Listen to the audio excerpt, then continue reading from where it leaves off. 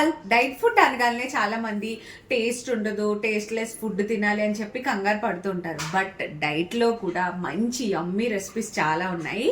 అందులో భాగంగా ఈరోజు నేను చూపించబోయే రెసిపీ బ్రకోలీ చెనా రైస్. వచ్చేయండి చూపిస్తా.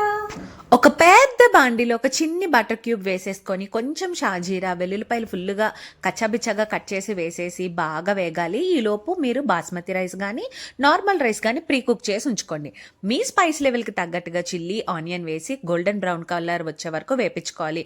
క్యారెట్, బీన్స్ అండ్ అలాగే స్ప్రింగ్ ఆనియన్స్ మా ఇంట్లో పండించుకునేవి ఫ్రెష్గా వేసి వేపుకున్నా. అవన్నీ బాగా వేగిన తర్వాత ముందుగా ఉడికించుకొని పెట్టుకున్న బ్రకోలీ, శనగలు వేసుకొని ఆ తర్వాత spices chilli flakes, pepper, oregano, thyme, salt ఇవేమీ లేకపోయినా పర్వాలేదు.